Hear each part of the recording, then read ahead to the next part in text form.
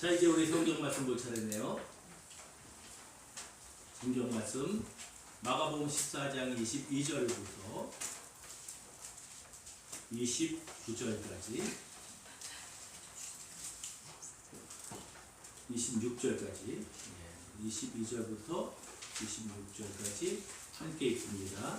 그들이 먹을 때에 예수께서 떡을 가지사 축복하시고 깨어 제자들에게 주시며 이르시되 받으라 이것은 내 몸이니라 하시고 또 잔을 가지사 감사기도 하시고 그들에게 주시니 다 이를 마시매 이르시되 이것은 많은 사람을 위하여 있는 나의 피곧 떡의 피니라. 진실로 너희에게 이르노니 내가 떠나면서 한 것을 하나님 나라에서 새로 마시는 날까지 다시 마시지 않으리라 하시니라. 이에 그들이 참여하고 감사함으로 기도하겠습니다. 하나님, 오늘도 우리에게 귀한 말씀을 주셔서 감사합니다. 때로는 어려운 말씀, 때로는 이해하기 힘든 말씀이지만 그렇기 때문에 하나님의 말씀이고 그렇기 때문에 또한 소중한 말씀인 줄로 믿습니다. 주님, 우리에게 분별력을 주시고 지혜를 주시고 무엇보다도 믿을 만한 믿음을 허락하여 주시옵소서. 예수님의 이름으로 기도드리옵나이다. 아멘. 사람들에게 그리고 인류에게 기념일은 매우 중요합니다. 기본적으로 제일 중요한 날은 항상 자기가 태어난 날입니다. 자기 생일을 잊는 사람은 나이가 들어가면 있더라고요. 내 생일이었어? 그럴 때도 있어요, 진짜. 그런데 젊을수록 어릴수록 자기 생일이 굉장히 뭐가 되는 것처럼 이렇게 의미를 부여합니다. 뿐만 아니라 연애의 시작도 그렇게 중요합니다. 여러분들의 사랑하는 아내와 남편을 몇 월 며칠에 만나셨는지 기억나세요 혹시? 기억 안 나죠? 근데 요새 젊은 사람들 보면 우리 오늘부터 1일이야? 이렇게 하시고 2일, 핸드폰 보면 300 며칠, 500일 이렇게 하는데 부질없는 짓이고 쓸데없는 짓이니 제가 이제부터 분명히 밝힙니다. 나중에 그 숫자만큼 한이 맺힐 거예요. 숫자만큼 한이 맺힐 거예요. 그래서 며칠이고 우리는 솔직히 몇 년인지도 몰라요. 몇 년이지? 한 20몇 년 됐나? 30년 됐나? 그러면 짜증나죠. 그래서 결혼기념일도 남편들은 꼭 챙겨야 되고 왜 꼭 남편만 챙겨야 되는지는 모르겠지만 왜 꼭 남편만 그것을 기억하고 그리고 왜 남편에게만 그렇게 요구를 해야 되는지는 모르겠어요. 여자가 돈을 안 벌어서요 그러면은 괜찮은데 같이 벌어도 그래요. 이상하게 여자들은 기념일에 한이 맺힌 것 같습니다. 본능적으로 이렇게 기념일을 많이 기억을 하는데 종교에도 이런 사람들이 있죠. 우리는 부활절이 가장 소중한 성탄절이 가장 귀한 날입니다. 그러나 또한 다른 종교를 가진 사람은 석가탄신일이 또 그렇기도 해요. 그렇죠? 또 이슬람교도들은 라마단이 그런 날이기도 합니다. 그래서 어떤 날을 정해놓고 그 날을 기념하는 것, 그것은 인간들에게 부여된 아마 속성 중에 하나가 아닐까 이렇게 생각을 합니다. 오늘 본문은 예수님께서 예루살렘으로 들어가시기 전에 마지막 만찬에 대한 기록입니다. 예수님께서 그동안 많은 만찬을 가지셨을 거예요. 저녁에 이렇게 드시는 만찬들 얼마나 많이 가졌겠어요. 어떤 사람은 어떤 때는 어떤 사람이 좀 잘 사는 사람이 초청해가지고 더 귀한 음식을 대접하기도 하고 이런 일들이 많았겠지만 특별히 오늘의 만찬은 다른 날과는 전혀 다른 의미를 갖습니다. 그렇기 때문에 유별나게 특별하게 복음서들에 이렇게 기록이 되어 있는 겁니다. 왜냐하면 그날의 만찬은 바로 유월절을 앞두고 있는 만찬이에요. 그리고 이 유월절에 예수께서 십자가에 달려 돌아가시게 됩니다. 그러니까 예수께서 그냥 아무 데나 오셔가지고 활동하시다가 그냥 그래 지금쯤이지 그러고 돌아가신 게 아닙니다. 예수님은 자신의 일정표가 있으셨어요. 그 일정표대로 시간을 맞추시는데 당신은 언제 돌아가셔야 했어요? 6월절에 돌아가셔야 했어요. 오늘 내용이 이제 그 말씀이고 우리가 갖는 성찬의 의미를 우리가 이해하는 데에 바로 이러한 배경이 필요합니다. 6월절은 유대인들이 애굽에서 탈출한 날을 기념하는 겁니다. 가장 소중한 날이에요. 그러니까 우리로 따지면 광복절, 어떤 사람들은 더 귀한 날 개천절도 중요하다 이렇게 얘기하겠지만 그래도 역사적으로 보면 광복절 좀 중요하잖아요. 이 사람들에게는 두말할 나위도 없이 6월절이에요. 6월절 말고도 매추절, 장막절, 불임절 뭐 이런 것들이 많이 있습니다. 그런 것들이 많이 있음에도 불구하고 유대인들 그러면은 6월절입니다. 6월절이 가장 소중한 날이었어요. 그리고 그 전통은 지금도 이어져 오고 있습니다. 성경의 6월절 의식은 비교적 간단합니다. 그러니까 성경에서 말하는 6월절 의식 그럼 어딜 보면 되느냐? 출애굽기 12장 보면 딱 돼요. 출애굽기 12장에 6월절의 원형이 나와 있어요. 근데 이 원형을 유대인들이 늘 그렇듯이 12장에는 원형을 그대로만 하면은 뭔가 허전해요. 그래야지 그것을 막 발전시키는 거예요. 그래야지 여러 가지 복잡하게. 율법도 그렇잖아요. 율법의 근간이 되는 건 뭡니까? 십계명입니다. 십계명을 설명해서 풀어서 미시나를 만들고 탈무드를 만들고 막 이렇게 만들어요. 거기다가 관주를 다는 거예요. 십계명을. 그래서 세부 사항을 쫙 늘어나요. 안식일을 기념하라 그랬으면 안식일을 기념하라 하나예요. 근데 거기에 추가가 되는 게 뭐냐면 성경에 나무하고 오는 사람이 있으면은 뭐 일하는 거니까. 근데 세월이 발달하니까 일이라는 게 또 많잖아요. 나무하면 일인데 물 깃는 것도 일인가? 라고 얘기하는 거예요. 그래서 지금도 성지순례 여러분 다 가보셨잖아요? 성지순례 안 가본 사람은 없죠? 저도 가보니까 엘리베이터를 안식일날 누르질 않아요. 그 사람들이 가동은 합니다. 왜? 유대인이 아닌 사람들이 쓰게. 그럼 이걸 누르질 않아요. 그리고 어떻게 하냐? 각 층마다 쓰게 해요. 이게 누르는 게 뭐예요? 일이 되는 거예요. 그 일일까요? 아닐까요? 그 사람마다 다르겠죠. 근데 이 사람들은 그걸 세부화시킵니다. 다 세부화시켜요. 옛날에는 그랬대요. 이렇게 누르면 유대인 아니시죠? 예. 3층 좀 눌러주세요. 이렇게까지 했다고 이제 그럴 정도입니다. 12장, 출애굽기 12장의 간단한 6월절 의식이 아주 복잡하게 된 겁니다. 여러분 우리도 마찬가지죠. 그래서 우리가 제사를 드렸잖아요. 뭐 요새는 제사 드리는 집도 별로 없어요. 그러니까 제가 우리 교회 초창기에는 제사가 뭐가 이렇게 중요하다 거기에다 목숨을 거냐 기독교인들이 내버려 둬라. 드린 사람은 드리고 안 드린 사람은 안 드리고 하나의 문화인데 그래가지고 저 이단 소리 들었어요. 네. 제사를 그렇게 해요. 우상숭배를 그런다고. 무엇이 중요한디? 아니 복음의 본질하고 무슨 상관이 있다고 뭘 그렇게 난리 치냐고. 지금 제사 드려요? 제사 다 드려요. 해외에 가서. 해외에 다 조상님들이 계신가 봐. 내년 추석을 기대하세요. 휴가 이틀 내면 12일 연속 휴일입니다. 내년. 하루만 내도 열흘이 연속입니다. 대박! 그래서 주일 쉴까 생각 중이에요. 성지순례 갈까?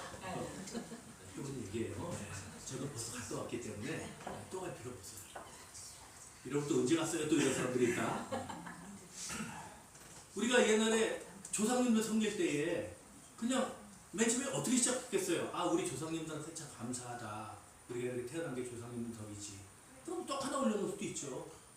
추도하면서. 근데 그게 뭐가 무슨 홍동백서인가 뭐가 뭐 나와가지고 이쪽 홍동백서구나. 하도 오래전에 해가지고 한때는 내가 지방도 쓰고 그랬는데 이제 하도 오래돼가지고 황동백서가 아니래. 홍동백서네. 그래가지고 뭐 붉은 것들은 뭐 동쪽에 놓고 그다음에 하얀 것들은 뭐 이쪽에다 놓고 또 뭘 해놓고 탁탁탁 치고 밥 숟가락 떠가지고 말아가지고 드리고 숟가락도 이렇게 올려놔야 되고 저 꽤 많이 했거든요. 저는 했어요. 목사님들도 했어요. 왜요? 저는 복음과 아무 상관이 없다고 생각하니까. 그거 그렇게 중요하다고. 그걸 가지고 안 하는 게 마치 신앙인 것처럼 그럴 필요 없습니다. 근데 그 단순했던 조상 숭배에 대한 것이 조상에 대한 경외감이겠죠. 그게 어떻게 돼요? 지방을 쓰고 충문을 읽고 그 다음에 뭘 태우고 의식화되는 거예요. 그래서 그것이 복잡해진 것을 지키는 집안이 명문 집안이 되는 거예요. 그렇게 만들어요 사람들이. 그러니까 그걸 아무것도 모르는 사람 따라가는 거예요. 그래야만 뭐가 있는 집 같아 보이거든. 그래가지고 그 자기네 부모님 능도 크게 쓰고 그냥 비석도 이만한 거 세워가지고 거기다 새기고 살아계실 때 잘해. 살아계실 때. 돌아가신 다음에 그 다이아몬드로 치고 뭐 할 거야. 아무 짝에도 쓸데 없어요. 살아계실 때 하루에도 더 들여다보고 하루에도 더 그냥 반가운 얼굴로 맞이하는 그게 효도죠. 6월절도 마찬가지입니다. 6월절은 하루입니다. 근데 하루인데 일주일이란 연휴가 끼었어요. 그게 뭐예요? 무교절. 하루는 유월절로 지키고 그 이후로 뒤에 7일을 무교절이라고 해서 지킵니다. 그래서 유월절과 무교절이 같이 이어집니다. 그러니까 일주일 동안 뭘 하느냐? 집안에 있는 누룩을 다 제거하는 거예요. 곰팡이를 다 제거해요. 유월절의 의미는 간단합니다. 하나님께서 애굽에서 자기를 하나님께서 구하셨다. 이스라엘 백성을 구하셨다. 그것을 그 은혜를 잊지 않겠다. 우리가 절대 그 은혜를 잊을 수가 없다 하고 기념하는 것이 유월절입니다. 근데 나중에는 유월절이 은혜를 기념하는 날이 아니라 징계를 면하는 날이 돼요. 점점 두려운 날이 되는 거예요. 내가 유월절을 제대로 안 지키면 하나님 벌을 내리실 거예요. 전혀 달라요. 맨 처음에 왔을 때 그러는 거죠. 엄마 아빠 생신 축하드려요. 아빠 생신 축하드려요. 그리고 정말 생신을 축하하는 마음을 어릴 때는 막 이렇게 모여서, 저 지금도 기억나요. 우리 아버지한테 제가 초등학교 5학년 때인가 반지를 사드렸거든요. 그 비싼 보석 반지, 이렇게 진짜 비싼 거예요. 비싸다 그랬어요. 놀러 갔을 때, 소풍 갔을 때 어떤 아저씨가 비싸다고 해가지고 제가 그걸 갖다가 돈을 털털 털어가지고 아버지한테 사다 드렸어요. 이렇게 누비 같은 게 이렇게 있고, 이렇게 링도 아니고 이렇게 쪼였다가 풀렀다가 쪼였다가 풀렀다가 그걸 아버지한테 딱 하나 사다 드렸습니다. 아버지가 그러고 마셨어요. 그리고 그 이후로 한 번도 찬 걸 내가 본 적이 없어요. 그게 제 마음이었거든요. 제 마음이었어요. 이렇게 해드리고 싶다 하는 게 마음이었어요. 그런데 세월이 지나면서 점점 어떤 마음이 듭니까? 성장하면서 내가 잘못하면 우리 아버지가 나한테 유산을 안 물려주지 않을까? 하는 두려움이 생기기 시작해요. 이 효도와 이 효도는 달라지는 거예요. 처음에 했던 효도는 정말 순수한 마음으로, 깨끗한 마음으로, 사랑하는 마음으로 하는 효도예요. 그러나 그 이후의 효도는 재산을 안 물려주면 어떡하지? 혹시나 나한테 불이익이 오면 어떡하지? 하는 효도예요. 전혀 다릅니다. 겉모양새는 똑같을 수도 있고 더 나아질 수도 있어요. 하지만 본질은 상실됐어요. 이때의 유월절이 그래요. 하나님의 은혜에 대해서 감사하는 것이 유월절이었어요. 근데 그것이 이어졌어요. 그런데 이 율법을 연구하는 사람들이 다 이것을 체계적으로 율법화 시켜놨어요. 그러다 보니까 어떻게 돼요? 그 율법화된 것들을 지키지 않으면 화를 당하는 날이 유월절이 된 거예요. 물론 감사하는 마음도 있겠죠.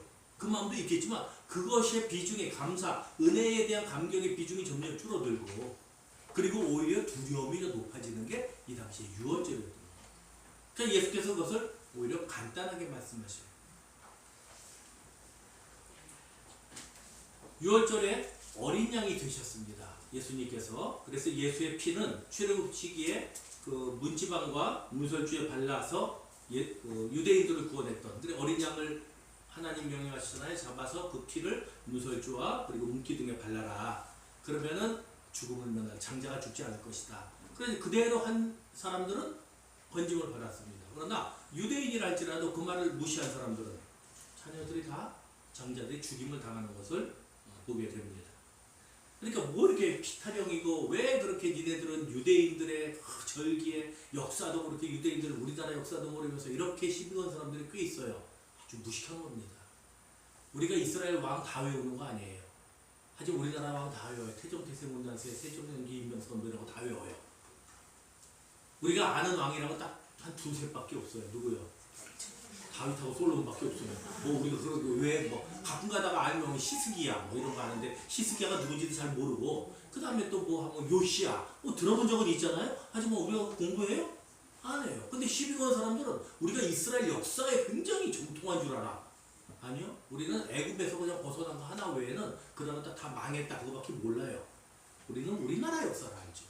하지만 왜 우리가 그 이스라엘의 역사를 관심을 가집니까?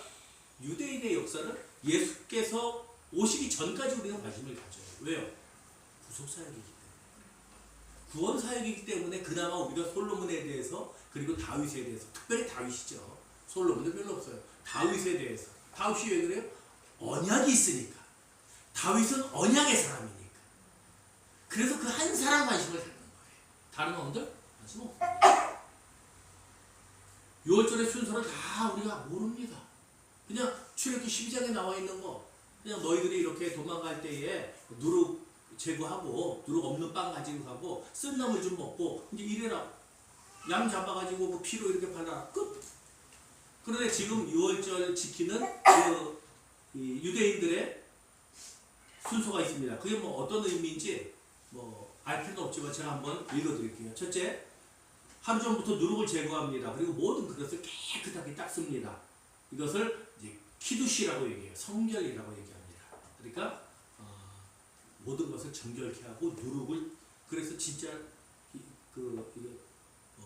장롱 뒤라든지 뭐든지 있으면요, 그 밤에 가져가서 그걸 다 뒤집니다. 그래서 누룩이 있으면 누룩을 싹 제거해요. 그것이 죄를 상징하기 때문에 누룩을 제거하는 행동, 그것이 이제 성결, 키두시라는 첫 번째 이제 하는 행위가 있고, 그리고 나서 누룩을 제거한 다음에 첫 번째 포도주를 마십니다. 두 번째는 손을 씻습니다. 이게 첫 번째 손 씻음이에요.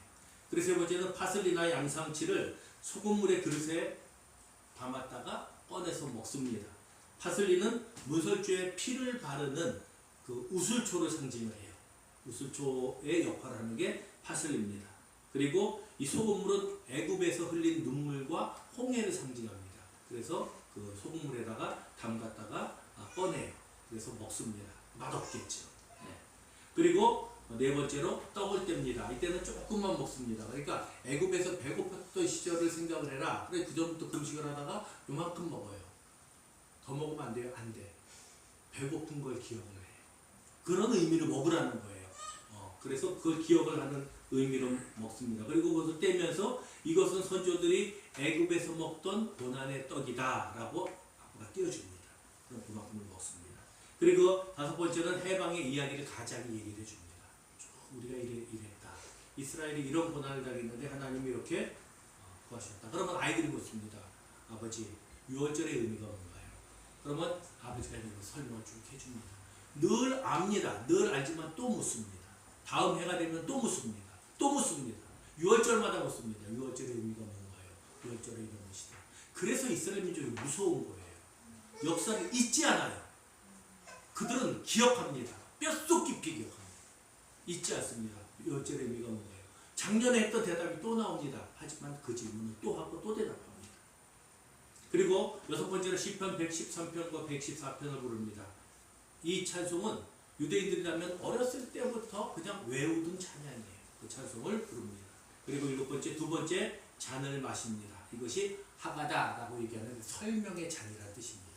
그리고 여덟 번째 식사를 위해서 두 번째 손을 씻습니다. 그리고 아홉 번째 감사의 기도를 합니다. 그리고 열 번째 쓴 나물을 두 개의 무교봉 사이에 끼워서 먹습니다. 그러니까 누룩이 없는 떡이 두 개 있을 거 아니에요? 그래서 쓴 나물을 그 사이에다가 넣어서 먹어요. 그건 뭐냐면 벽돌을 상징합니다. 고난을 상징하고 그 당시에 그 진흙을 개가지고 벽돌을 만들었잖아요. 그 벽돌을 상징합니다. 그리고 노예 생활의 쓴맛을 상징해요. 그리고 11번째 제대로 식사를 합니다. 그리고 잡았던 어린 양은 남김없이 다 먹어요. 남기면 안 돼요. 다 먹습니다. 그리고 12번째, 세 번째로 손을 씻고, 그리고 13번째 남은 무교병을 먹습니다. 그리고 14번째로 감사의 기도를 드립니다. 이 기도 때에 엘리야가 올 것을 위하여 기도합니다. 메시아가 오기 전에 엘리야가 온다고 기록되어 있죠. 아직도 그것을 위해서 기도합니다. 엘리야의 오시옵소서 라고 얘기해요. 그래야 메시아가 올 수 있으니까. 그래서 그렇게 기도합니다. 그리고 15번째로 세 번째 잔을 마십니다. 이것이 축복의 잔입니다. 그러니까 예수께서 마시신 잔이 첫째, 둘째, 셋째 가운데 세 번째 잔일 확률이 많아요. 세 번째 잔을 마십니다. 그리고 16번째로 시편 115편에서 118편을 이제 또 찬양을 합니다. 그리고 16번째로 네 번째 잔을 마십니다. 그리고 시편 136편을 부르고요. 이제 18번째로 마지막 기도를 드립니다.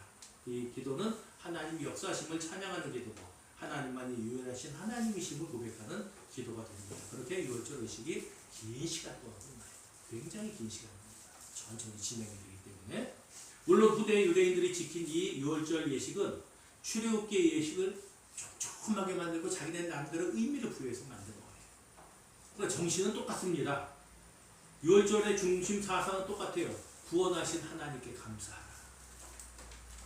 구원을 베푸신 하나님의 은혜에 찬양하라.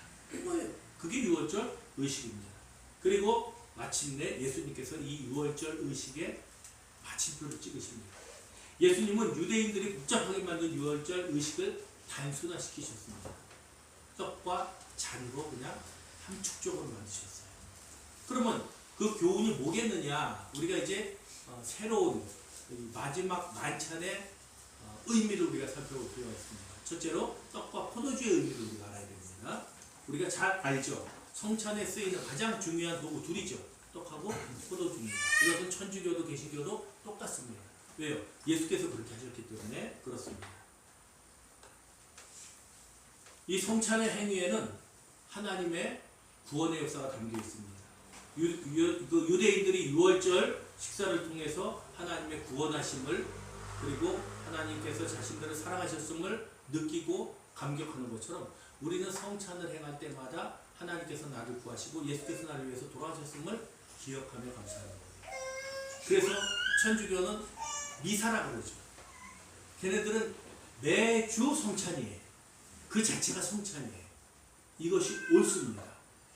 그러니까 그 사람들 이단이라고 말하기 전에 본받아야 될 건 본받아야 되고 배울 건 배워야 돼요. 그게 옳아요. 그래서 매번 꼭 예배 때에 보면 성찬을 거행합니다. 무교병이죠. 걔들은 저희는 그 파리바게뜨 카스테라예요. 왜? 걔도 맛있으니까. 근데 걔네들은 무교병으로 자기네들이 만들어서 교황청에서 공급해 옵니다. 그렇게 하기 입에 넣으면 우리 옛날에 셀룰로이즈 같은 거 있었죠. 이렇게 넣으면 녹잖아요. 녹게 씹으면 안 된다. 왜? 주님의 살이잖아. 그 주님의 살을 어떻게 씹어 먹니? 녹여 먹어야지. 그것도 우리는 그럴 수 있죠. 세상에 녹는 살이 어디 있니? 다 씹어서 먹게 돼 있지. 그러니까 그런 거에 의미를 더 우리보다 부여해. 그런데 그런 의미를 부여하는 게 중요한 게 아니에요. 그건 이제 좀 이따 말씀드리겠지만 그건 중요하잖아요. 하지만 성찬을 소중히 여겨요. 그래, 그 사람들은 그 성찬의 거룩함을 알아요. 근데 우리 개신교가 놓쳐버린 게 그거예요. 그래서 일각에서는 운동이 일어납니다. 우리가 성찬을 회복하자. 매주 하자. 그게 쉽지가 않아요. 그게 쉽지가 않아요. 왜냐면 교인이 2만 명 성찬을 하려면 그 준비해야 될 게 매번 못하는 거예요. 그래서 특별한 절기 때나 이럴 때 합니다. 그러니까 원칙적인 건 뭐예요? 매주 해야 된다. 가능하다면 매일도 해야 된다. 하는 이유가 뭐예요? 마술적인 게 아니라 주님의 은혜를 잊지 않기 위해서. 그럼 우리는 마음을 어때야겠어요? 늘 성찬하는 마음을 가져야겠지. 늘 떡과 잔을 대하는 태도로 살아가야 되는 거예요. 그러니까 이번에 이제 그 진수병 자매라고 있어요. 그 아버지가 돌아가셨는데 그 언니가 세례를 좀 했으면 이라고 얘기를 하더라고요. 그래서 가족들끼리 얘기를 해봐라. 세례 주는 건 어렵지 않다. 그런데 중요한 것은 그분의 신앙의 고백이지 세례는 아니다. 천주교는 무조건 세례 받아요. 하지만 개신교는 그렇지 않아요. 그래서 제가 세례는 안 받아도 된다. 그리고 의식이 없는 상태에서 세례 받는다고 그분의 신앙 고백이 거기에 들어가는 것도 아니고 그런 형식적인 행위는 안 해도 된다. 하고 이제 세례식은 이제 거행하지 않았습니다. 그러니까 성찬도 마찬가지예요. 그렇게 매주 천주교 성찬하는데 그게 아무것도 아닌 하나의 요식행위가 되어버리는 거예요. 만약에 그렇다면 그게 큰 의미가 있을까? 그것보다는 오히려 우리가 성찬의 마음을 품고 살아가는 게 중요하지 않을까? 그렇게 생각을 합니다. 그래서 떡은 몸을 상징하죠. 그리고 잔은 피를 상징하는 거예요. 우리가 다 아는 겁니다. 그래서 이 유월절 어린 양이신 예수께서 흘리신 그 피와 찢기신 살이 그 당시 유대인들이 유월절에 죽여서 문설주에 발랐던 그 피의 역할을 하고 그리고 그 먹음으로써 자기 안에 임재하는 하나님의 은혜를 상징하는 거예요. 그래서 우리가 성찬식을 거행할 때는 비록 겉보기에는 별것 아닐지 모르지만 그 의미를 우리 스스로가 여러분 한 사람 한 사람이 소중히 여겨야 됩니다. 감사해야 돼요. 아, 이거 그냥 카스텔 하나 먹는 거야, 포도주 하나 마시는 거야 아니라 주님께서 나를 위하여 흘리신 피다. 나를 위하여 찢기신 몸이다. 이것으로 인하여 우리가 산다. 그렇게 생각을 해야 됩니다. 천주교에서 얘기하는 건 화채설이거든요. 이제 몸으로 화한다. 떡이야. 입으로 들어가는 순간 그것이 살이 된다. 마시는 순간 포도주가 피가 된다고 하는 게 화채설이에요. 수박 화채 말고 화채설이에요. 근데 우리는 성찬의 신비를 믿습니다. 하지만 성찬의 마술적인 요소를 믿지 않아요. 그들이 주장하는 것은 마술적인 요소지 신비적인 요소는 아니에요. 그래서 우리는 뭘 믿습니까? 성찬 때에 주께서 우리 안에 강림하신다. 우리에게 은혜로 다가오신다 하는 걸 믿습니다. 그것 또한 무슨 조건이 있어요? 그것을 믿는 자에게요. 믿는 자에게. 믿고 접하는 자에게는. 예를 들어서 그거 믿지도 않으면서 하나 먹고 이거 마신다고 은혜를 받겠어요? 아니요. 풀어줘. 기깔나네. 큰 데다 주지. 이런 생각이나 하고 갈 수도 있어요. 그러니까 우리는 영적 임재설이라고 합니다. 하체설이 아니라 영적 임재설. 그래서 주의 성령께서 성찬을 거행할 때 믿음으로 그 성찬에 참여하는 자에게 성령께서 임하셔서 감동을 주신다. 은혜를 주신다. 이렇게 생각합니다. 여러분, 우리가 살아가면서 꼭 필요한 게 있습니다. 뭐죠? 물이에요. 또 하나는 음식이에요. 먹고 마시는 거예요. 우리가 생명을 유지하는 데 있어서 먹고 마시는 거예요. 떡과 포도주는 뭡니까? 먹고 마시는 거예요. 그래서 우리가 육체적인 생명을 유지하려면 물과 먹을 것이 있어야 되는 것처럼 영적인 생명을 유지하려면 주님의 몸과 피가 있어야 돼요. 그것이 상징적인 의미라는 거죠. 그래서 주의 은혜, 구속의 은혜가 없으면 우리의 영은 살아있다고 말할 수가 없다. 우리의 육체는 물과 음식으로 살지만 우리의 영은 하나님의 구속의 은혜로 살아갑니다. 그렇기 때문에 성찬이 그렇게 우리에게 중요한 것이고 성찬의 마음을 갖는 것이 중요한 겁니다. 예수님은 십자가의 죽으심으로 유월절을 완성하셨습니다. 그리고 대속의 의미를 떡과 포도주를 통하여 설명하셨어요. 유월절의 완성이 성찬을 거행할 때에, 그리고 성찬을 거행하지 않는다 할지라도 우리의 삶의 순간순간 주님께서 구원하시는, 그러니까 그것이 꼭 떡 그리고 포도주를 생각하지 않아도 주께서 나를 위해서 돌아가신 그 희생, 그것이 우리에게 어떤 의미를 갖는가, 내 영혼에 어떤 의미를 갖는가 하는 것을 우리가 꼭 기억했으면 좋겠습니다. 두 번째 의미는 새 언약의 의미입니다. 구약의 유월절은 유대인들에게 허락하신 하나님의 축복이자 은혜였어요. 그러나 그들은 그 은혜와 축복을 통해서 겸손하기보다는 오만해졌습니다. 여러분, 유월절은 사실 뭐예요? 보잘것없는 우리가, 성경에 뭐라고 되어 있어요? 하나님께서 너희를 택하신 것은 너희가 다른 민족보다 수가 많기 때문이 아니다. 오히려 보잘것없고 너희들이 아무것도 할 수 없기 때문에 하나님께서 너희를 택하셔서 세우고자 하셨다. 그것이 성경이 말하는 은혜의 진실입니다. 저와 여러분이 잘나서 여기 선 게 아니에요. 김변 목사가 잘나서 여러분들에게 설교하는 게 아닙니다. 누구보다도 설교할 자격이 없고 누구보다도 부패한 사람이기 때문에 은혜를 쏟아 부으셔서 이 자리에 있는 거예요. 프란체스코가 그런 얘기를 합니다. 하나님께서 나를 구원하신 것을 봐라. 그러면 세상에 구원 못 받을 사람이 어디 있겠느냐. 스스로가 그렇게 생각했어요. 자기가 그렇게 성자라 불림에도 불구하고 하나님께서 나를 택하신 것을 봐라. 나 같은 인간을. 그런 사람이 세상에 없거든요. 근데 그는 스스로 그렇게 생각했습니다. 하나님 앞에 우리는 다 이런 태도여야 돼요. 근데 이런 태도를 가지라고 유월절 예식을 주님께서 정해주셨다고요. 하나님께서. 근데 이스라엘은 그 예식을 정하면서 점점 어떻게 돼요? 특권의식이에요. 유월절을 지키지 않는 사람들은 다 버림받은 사람들. 그러니 너희들 유월절이 되면 세상 어디에 있든지 간에 다 와서 예루살렘 성전에서 희생제물을 들고 경배해야 된다. 그러지 않으면 너희들 쉽게 말하면 하나님 나라 못 간다. 이런 식이에요. 그 라마단에 성지순례하려고 이슬람도들이 얼마나 옵니까? 평생에 한 번은 꼭 해야 되잖아요. 그걸 안 하면 왜 그래요?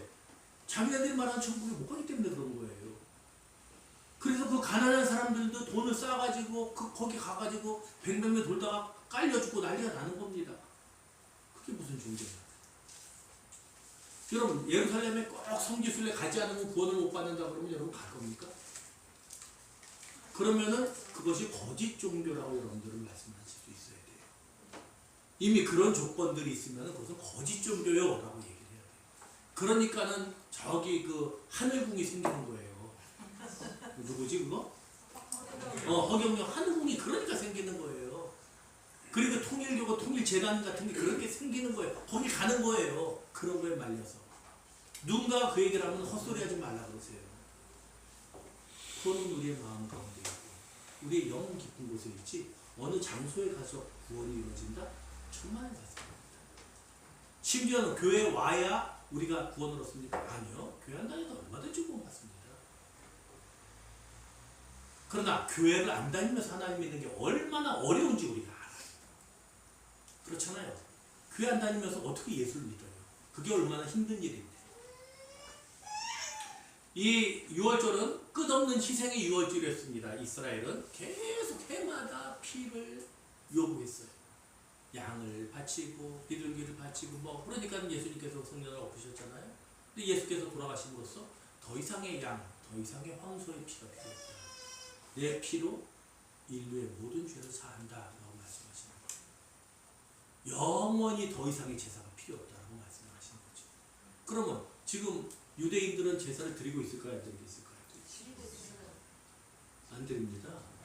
그 사람들 이런 식으로 6월절 구약에 있는 거 안 드립니다.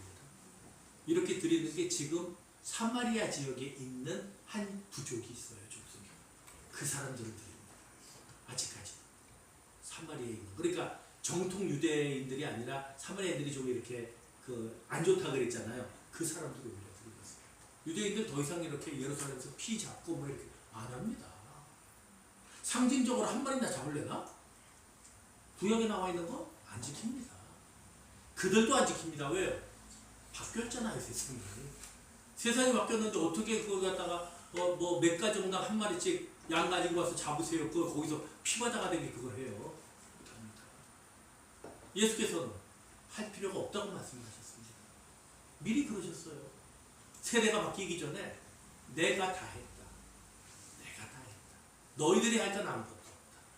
너희들이 할 건 믿기만 하면 된다. 내가 한 일에 역할을 믿기만 하면 된다. 그걸로 끝난 거예요. 그것이 무엇입니까? 새 언약입니다. 오늘 본문에는 안 나오지만 누가복음에 보면은 새 언약이라고 누가복음 22장 20절에 보면 말씀이 나옵니다. 이 새 언약이라는 단어가 어디에 나와요? 또 구약에 이미 나옵니다. 예레미야가 특히 얘기 많이 했어요. 새 언약. 언약이 있었잖아요. 근데 왜 새 언약을 얘기해요? 앞날을 내다보는 겁니다. 그 피로 드리는 제사. 선지자들이 뭐라 그럽니까? 하나님께서 말씀하신다. 너희가 드리는 피와 기름에 질려버리셨다. 그러니 너희는 공의와 정의를 가지고 와라. 새 언약을 가지고 와라. 그런 거 의미 없다는 거예요. 형식적인 것. 예수님은 오직 하나님의 사랑과 은혜만을 가지고 자신을 하나님께 유월절 제물로 드리셨습니다. 영원한 제물이 되셨고 한 번에 끝맺힘하는 제물이 되셨어요. 그래서 말씀드리는 것처럼 영원히 단번에 완성된 제물이 예수 그리스도예요. 영단번으로 끝나는 겁니다. 주님께서 25절에서 다소 이해하기 어려운 말씀을 하십니다. 25절에 보면 뭐라고 기록이 되어 있어요? 함께 읽겠습니다. 25절. 진실로 너희에게 이르노니 내가 포도나무에서 난 것을 하나님 나라에서 새 것으로 마시는 날까지 다시 마시지 아니하리라. 자, 내가 이제 하나님 나라에서 이것을 마시기 전까지는 새 것으로 마시기 있는 날까지는 내가 너희들과 똑같이 이렇게 포도로 만든 것을 음료를 내가 마시지 않겠다라고 말씀을 하셨습니다. 하나님 나라가 와야 돼요. 그렇죠? 조건이 뭐예요? 예수께서 새로운 식사를 하시려면 하나님 나라에서만 하셔요. 그게 조건입니다. 그런데 사도행전 10장 41절에 보면 베드로가 고넬료에게 세례를 베풀어요. 이방인 고넬료에게 최초의 이방인 세례자라고 얘기를 합니다. 물론 그 전에 이디오피아 내시도 있었어요. 하지만 그런 것을 빼고 공식적으로 그 기독교적인 이 테두리 안에서 받은 것은 고넬료라고 이제 생각을 하는데 베드로가 고넬료에게 이런 얘기를 합니다. 우리는 유대인의 땅과 예루살렘에서 그가 행하신 모든 일의 증인이다. 그들이 나무에 달아 죽였으나 하나님이 사흘 만에 다시 살리사 나타내시되 모든 백성에게 한 것이 아니요 오직 미리 택하신 증인 곧 죽은 자 가운데서 부활하신 후에 그를 모시고 음식을 먹은 우리에게 하신 것이라. 제자들과 음식을 나누셨어요. 그럼 그들의 음식에는 반드시 뭐가 들어갑니까? 포도주가 들어갑니다. 차리기가 기본이에요. 그러면 예수께서 아까 안 드시겠다 그랬죠. 언제까지 안 드시겠다 그랬어요? 하나님 나라가 임하기까지. 그런데 베드로는 우리와 음식을 나누셨다 그러죠. 그러면 하나님 나라가 왔어요, 안 왔어요? 맞죠. 예수께서 부활하신 것과 더불어 하나님 나라는 우리에게 임한 겁니다. 그래서 우리는 이미 하나님 나라를 살고 있는 거예요. 그래서 너희 안에 천국이 있다라고 얘기할 때 그 의미는 지금 우리가 천국을 살고 있다는 의미이기도 해요. 우리 네 마음이 천국이라는 의미이기도 하고, 우리가 이미 천국과 같은 하나님 나라를 우리가 체험하며 살고 있다. 이 세상을 살면서 얼마든지 우리는 천국처럼 살 수 있습니다. 우리가 지옥을 만들고 있는 거죠. 그것이 새 언약입니다. 그래서 이 제자들은 예수님께서 다시 살아나신 후에, 예수님을 만난 후에 떡과 잔, 유월절의 참 의미, 그리고 새 언약의 의미를 깨닫게 되는 거예요. 우리가 그 새 언약을 가지고 지금 살아가고 있는 겁니다. 새 언약의 의미는 뭡니까? 간단합니다. 옛날 의미하고 다를 바가 없어요. 옛날의 언약은 뭐였어요? 하나님께서 이스라엘 구원하신 거 아니에요. 지금 새 언약의 의미는 뭐예요? 예수께서 우리를 구하신 거예요. 똑같아요. 그래서 그게 새로운 게 아니에요. 새로운 게 아니라 너희들이 그 의미를 다시 깨달아라는 새로운 의미예요. 하나님의 행위가 바뀐 게 아니에요. 내가 너를 다시 한번 새롭게 믿어볼게. 옛날에 믿었던 거예요. 새롭게 믿는다고 옛날에 믿었던 거를 다 없애고 새로 믿는다는 게 아니에요. 우리가 자녀를 믿는다는 게. 내가 옛날에 믿었던 믿음을 다시 너를 향해서 갖게 되는 것. 그럼 그게 새로워지는 거예요. 새 언약은 그런 의미입니다. 그러니까 본질을 쫓아가는 거예요. 그러니까 이 사람들이 맨 처음에 언약이 있었는데 이거를 언약을 지키면서 막 하다가 변질이 됐잖아요. 그러니까 예수께서 오셔서 새 언약을 주시면서 이 언약의 원래의 가지고 있던 의미를 회복시키신 거예요. 그게 새 언약입니다. 엄밀한 의미에서 하나님께 두 가지 속성이 있죠. 뭐예요? 하나는 사랑, 하나는 공의예요. 그래서 어떤 사람은 사랑도 50, 사랑 50%, 공의 50%. 아니면 사랑 100%, 공의 100% 이렇게 얘기하기도 해요. 하지만 사랑과 공의는 다르지 않습니다. 똑같습니다. 사랑을 위한 공의일까요? 공의를 위한 사랑일까요? 사랑을 위한 공의입니다. 그래서 하나님의 공의에는 항상 사랑이 전제가 되어 있습니다. 여러분 자식들을 공의 그러면 우리가 혼내는 거고, 사랑 그러면 아끼는 거잖아요. 그러면 여러분 공의를 위한 사랑이에요? 사랑을 위한 공의예요? 애들한테 사랑을 공의, 그거 뭐 너무 당연한 거 아니에요? 그러니까 하나님의 공의라는 것은 자꾸 어떤 심판을 생각하지 말라고. 그건 하나님 사랑이라고. 하나님의 사랑. 그 하나님의 사랑에 들어가지 않는 자들을 들어가게 하려고 매를 대는 게 공의예요. 너는 못 들어와. 그럼 그냥 목을 잘라버리는 게 공의가 아니라고요. 그걸 오해하면 안 돼요. 그래서 하나님의 사랑과 하나님의 공의는 대치되는 관계가 아니라 합치되는 관계예요. 같은 거예요. 그러니까 하나님이 내게 공의를 베푸셨다. 나를 사랑하시는 거예요. 그렇기 때문에 우리가 그 가운데서도 감사할 수 있어야 되고, 그 은혜에 대하여 감격할 수 있어야 돼요. 아까 우리가 찬양한 것처럼 감사 위에 감사를 더 더하는 거예요. 단고보다 감사를 더하는 거예요. 왜요? 하나님은 무엇을 하셔도 우리를 사랑하시니까. 그게 새 언약이에요. 너희를 사랑한다. 영원토록 사랑한다. 너희를 떠나지 않을 거야. 이게 새 언약입니다. 26절에 보면 이에 그들이 찬미하고 감람산으로 가니라 이렇게 되어 있습니다. 찬미했습니다. 해피엔딩이에요. 하지만 우리는 압니다. 그때만 참여했다는 거예요. 그리고 그 후에 하루도 지나지 않아 엉망진창이 된다는 거예요. 우리는 압니다. 이때는 승리한 것 같죠. 새 언약은 쉽게 이루어지는 게 아니에요. 새 언약을 우리가 마음속 깊은 곳에 받아들이기 위해서는 많은 내 안에 전쟁이 있어요. 내적 전쟁이 수도 없이 일어나야 돼요. 그 전쟁에서, 그 전투에서 승리하는 법들을 우리가 배워야 돼요. 그때야 진정한 찬미가 일어나는 거예요. 예수님의 마지막 만찬은 우리에게 예수님의 죽으심이 갖는 의미를 알려줍니다. 떡과 포도주의 의미는 무엇이냐? 구원입니다. 예수의 희생입니다. 그 떡과 포도주로 이루어진 새 언약의 진정한 의미는 무엇이냐? 하나님의 가득 찬 은혜다. 변함없는 은혜다. 우리와 함께 하시는 은혜다. 그것이 최후의 만찬이 우리에게 주는 교훈이고 성찬이 우리에게 주는 교훈입니다. 기도하겠습니다. 하나님 은혜를 감사합니다. 날마다 주께서 우리와 함께 하셔서 새 언약으로 우리를 새롭게 하시고 주님과 동행하게 하심을 감사합니다. 아멘. 우리 안에 하나님의 은혜에 감격이 있게 하시고 감사 위에 감사가 쌓일 수 있도록 인도하여 주옵소서. 아멘. 우리의 믿음이 흔들리지 않게 하시고 아멘. 연약한 우리 믿음이 채워지는 역사가 우리에게 나타나게 하여 주옵소서. 아멘.